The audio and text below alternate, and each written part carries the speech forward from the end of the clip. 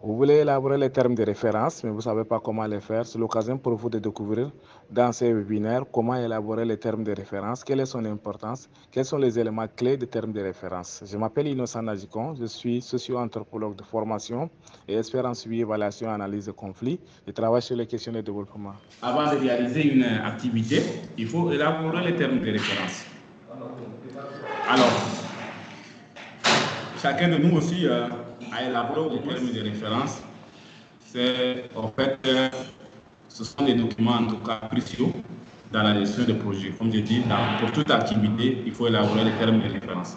Les termes de référence, en fait, définissent les objectifs, les attentes et les critères d'évaluation des projets. On l'appelle souvent les TDR. Vous arrivez dans un projet, vous ne comprenez pas, ça c'est le langage, les gens tout le temps ils vous parlent des TDR. Donc ce n'est rien d'autre que les termes de référence.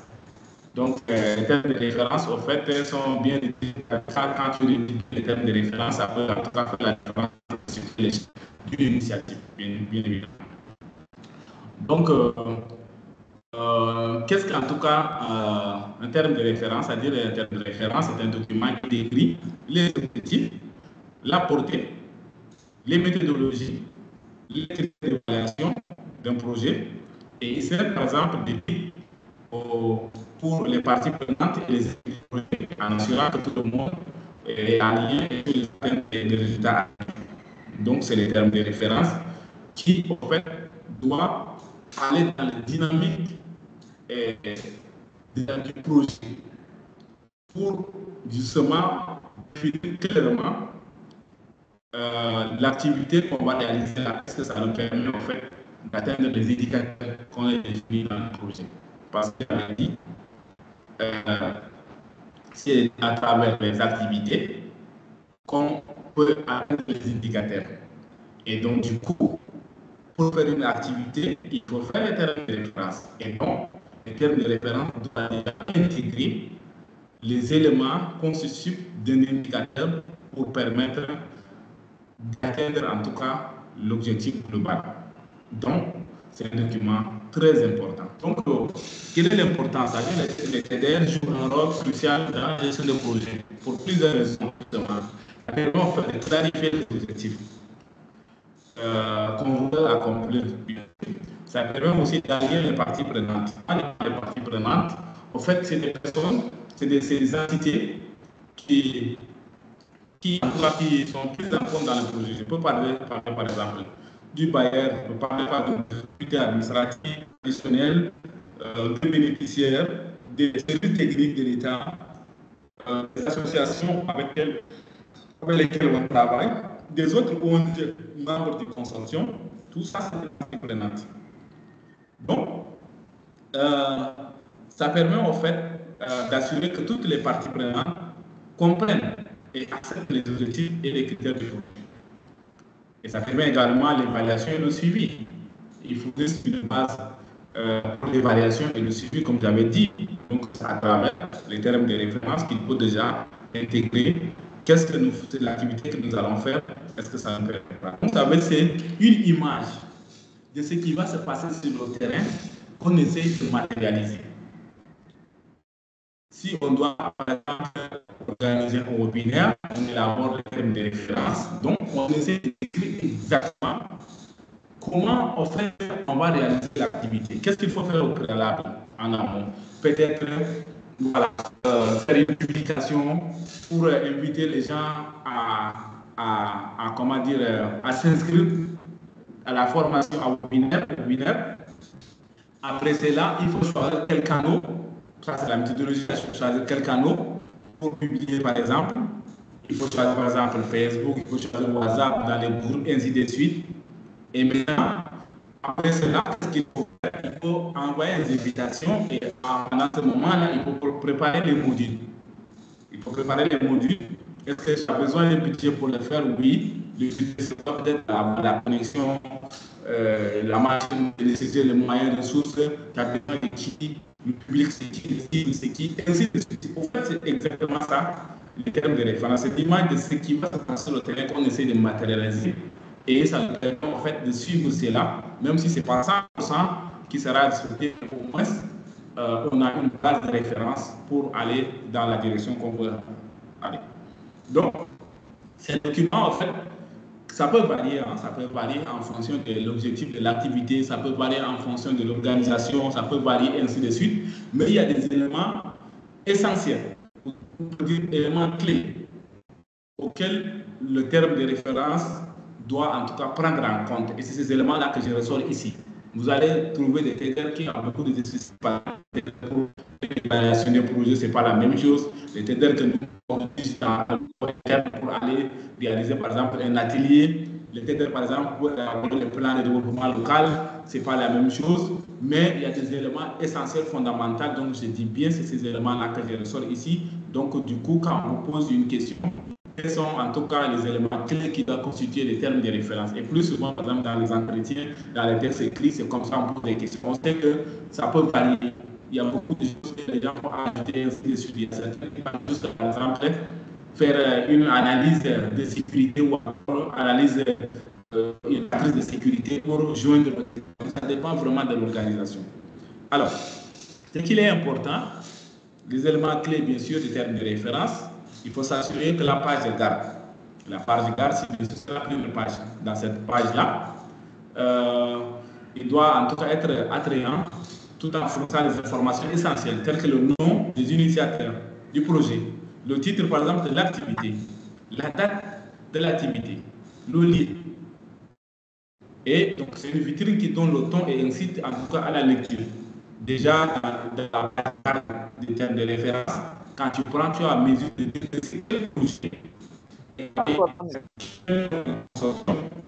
quand, et le titre de l'activité, la date et le lieu. C'est important de le sortir dans la page de garde des termes de référence.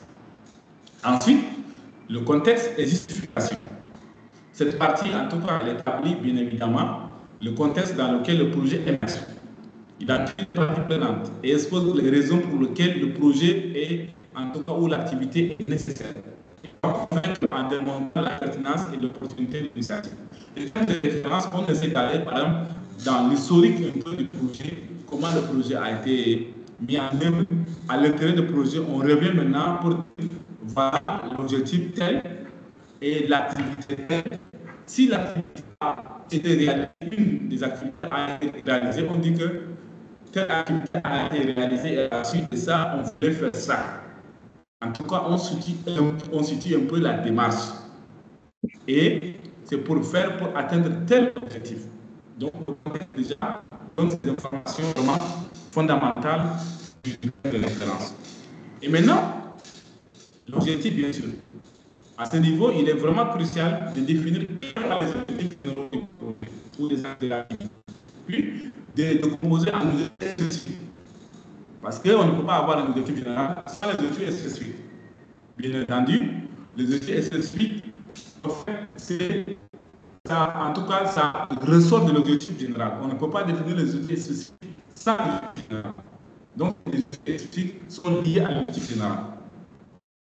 Alors, cette session, en fait, précise que le projet cherche à accomplir, en évitant, bien sûr, toute confusion entre l'objectif et le but et la mission. Il ne faut pas confondre le but et la mission, c'est différent. Et maintenant, le résultat attendu. Le résultat attendu, en tout cas, les conséquences des objectifs spécifiques. C'est-à-dire, si tu as formulé 3 objectifs spécifiques, bien évidemment, tu vas avoir 3 résultats attendus. Ça veut dire qu'on formule à partir de l'objectif spécifique qu'on reformule le résultat attendu. Un exemple, former en tout cas 20 personnes dans le domaine tel. En tout cas, voilà, on peut former 20 personnes dans un objectif spécifique.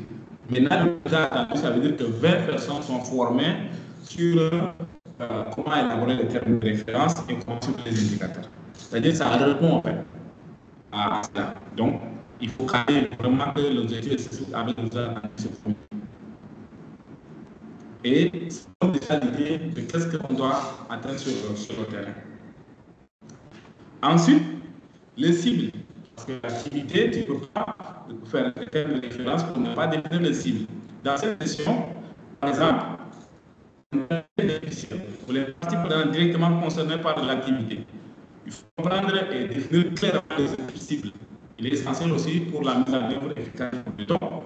Du coup, si le public, par exemple, des acteurs humanitaires, les acteurs humanitaires, tu dis par exemple, si c'est les chefs traditionnels, c'est les chefs du village, si c'est les aides techniques, donc on doit définir les cibles, c'est les personnes qu'on cherche à atteindre, c'est ça les cibles.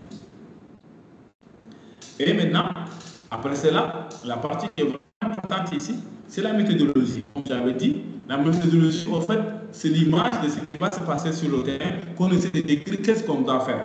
Pour ne pas dire on fait les checklists pour ne rien oublier et on suit cette démarche-là. Bien évidemment, il y aura des choses qui peuvent changer, ainsi de suite, mais fondamentalement, on a l'idée déjà à l'image de ce qui va se passer. Donc, la méthodologie, par exemple, détaille comment le projet sera mis en œuvre. Elle répond par exemple aux questions fondamentales d'où, quand ou encore comment. Donc, la méthodologie est claire et garantit vraiment une exécution efficace, en tout cas, de l'activité ou du projet. Donc, il est important vraiment de définir que cette méthodologie permet d'atteindre nos objectifs. Comme j'avais dit, par exemple, pour le second webinaire, la méthodologie, c'est quoi? Après, inviter, choisir les canaux, après inviter, après maintenant la séance, par exemple, comment la séance interactive, j'ai fait la présentation, la question, des commentaires, etc. C'est la méthodologie. À la fin, le budget prévisionnel, parce qu'on ne peut pas faire quelque chose sans avoir un budget.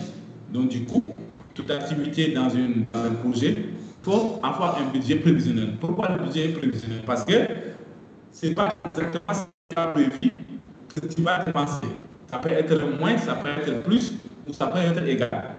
Parce que, imagine par exemple, tu viens dans une zone, tu as prévu par exemple d'acheter des palettes d'eau. C'est pas des palettes d'eau à 1500, tu arrives là-bas, tu as écrit le TDR en mois de, c'est pas le mois de juin, et maintenant l'activité se réalise par exemple au mois d'août ou juillet. Tu te rends compte dans la période, le prix de l'eau a augmenté, du coup, tu seras obligé pour le prix de l'eau à diminuer. Du coup, tu vas respecter. Donc, c'est pourquoi on parle de budget prévisionnel. Et le budget doit vraiment être bien détaillé. Ça doit être présenté sous forme de tableau. Activité, quantité, unité, prix total. Et ça permet de voir exactement. C'est par exemple si tu vas faire un atelier auquel tu vas inviter des personnes, donc tu vas dire par exemple nuitée. Et nuitée, tu mets le nombre, c'est la quantité. La fréquence, par exemple, c'est combien de nuitées que vont faire des nuitées. Et le prix unitaire, c'est quoi? Par exemple, c'est 15 000 de chambre d'hôtel. Et c'est combien de personnes et de combien de jours? En fonction du nombre de personnes, nombre de jours, tu vas le. C'est ça, en fait, la structure du budget. Enfin,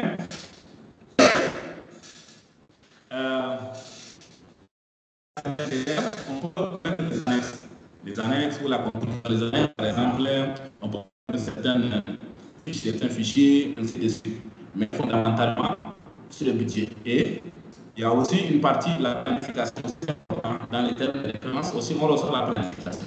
La planification, ça permet en fait à tel moment et à tel moment. Donc, c'est important. Alors, voici, on est arrivé en tout cas au terme de la deuxième présentation. Donc, on est déjà